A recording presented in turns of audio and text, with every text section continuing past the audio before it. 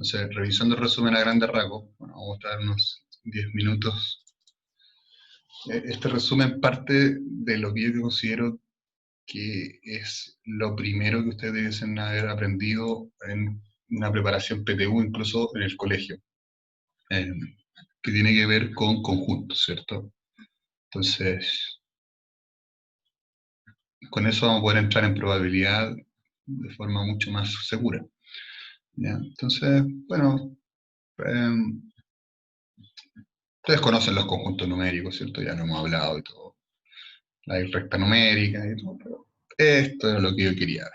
Entonces, bueno, primero partir entendiendo lo que es pertenecer o no pertenecer a un conjunto, la simbología de pertenencia, ¿cierto? ¿Ya? O sea, uno entiende que uno tiene un conjunto que es una colección de objetos, ¿cierto? Ahí está el conjunto A, y uno entiende que el conjunto A tiene elementos.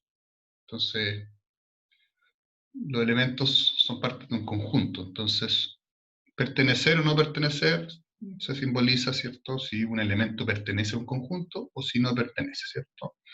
Entonces, eh, bueno, aquí es más dado que un valor pertenezca a otro, generalmente es un elemento que pertenece a un conjunto. Aquí quizás no está, lo está dando como un conjunto, en realidad debería ser un elemento. Por ejemplo, la letra A pertenece al conjunto B, o la letra M no pertenece a B, ¿cierto?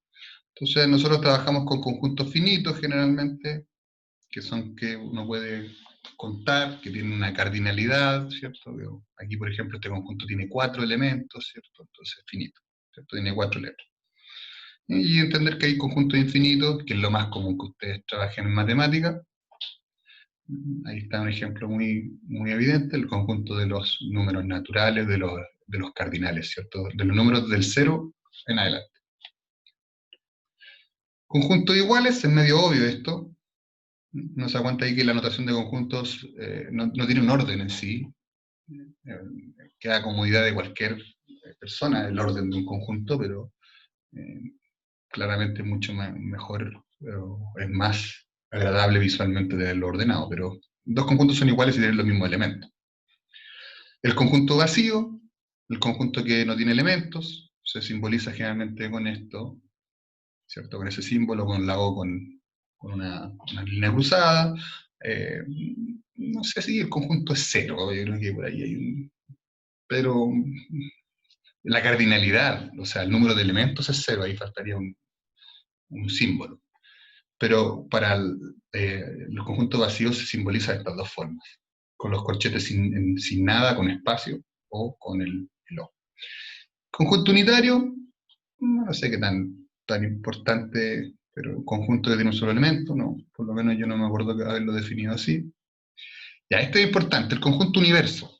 ¿Ya? Entonces, cuando ustedes trabajen con conjuntos, ¿cierto? Ustedes tienen que tener como un marco de referencia. Entonces, eh, si estoy trabajando con conjuntos de animales, necesito un universo que sea todos los animales, por ejemplo.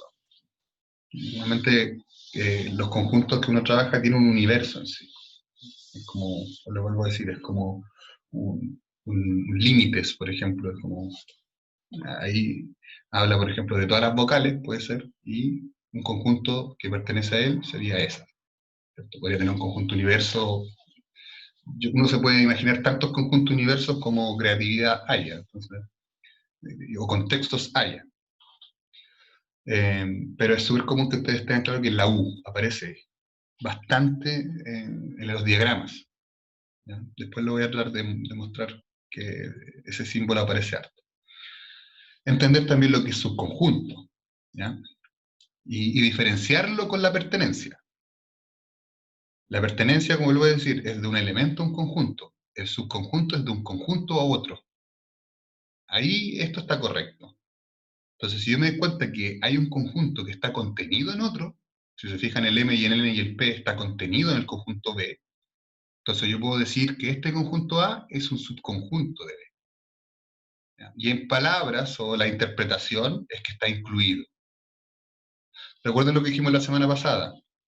Si yo quiero ver todos los subconjuntos de un conjunto, el conjunto vacío también es subconjunto de cualquier conjunto. y el mismo conjunto también es subconjunto del conjunto mismo. Es un poquito enredado, pero todo conjunto es subconjunto de sí mismo. O sea, que yo podría decir A es subconjunto de A, aunque suene un poco raro o absurdo. Y acá empieza ya el tema más interesante, cuando ya hay conjuntos que se pueden relacionar. Entonces, se fijan, aquí está el conjunto de conjuntos, el conjunto de partes, ¿cierto? Esto ya es un poquito más hilar fino, pero fíjense que, por ejemplo, ¿cuántos conjuntos tienen, cuántos subconjuntos se pueden formar con 3 elementos? ¿Los contaron? Con M, N y P, ¿cuántos subconjuntos hay?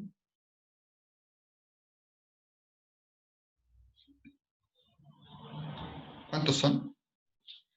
8. 8, ¿cierto? ¿Se acuerdan lo que dijimos la semana pasada? 2 La elevado, frecuencia de 2. exacto, 2 elevado a 3, 8.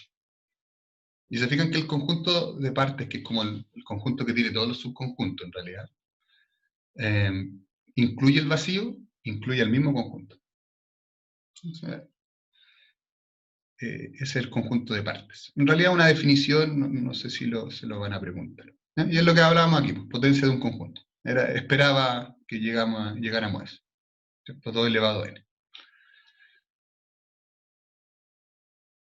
Ya, los diagramas de Venn es una forma de representar gráficamente o más atractivo la relación que hay entre los conjuntos.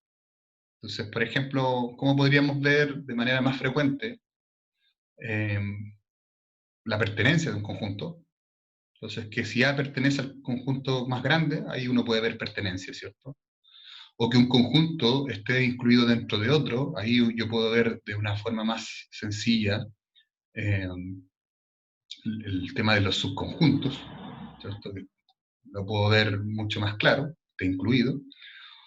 Que dos conjuntos sean disjuntos, que es lo que hablaba, el otro día preguntaba José, los mutuamente excluyentes, ¿cierto? Los disjuntos, cuando no tienen nada en común, no comparten nada, ¿cierto? Entonces, gráficamente es como que estuviesen separados. Ahí no hay una relación de subconjunto, pero no tienen nada en común.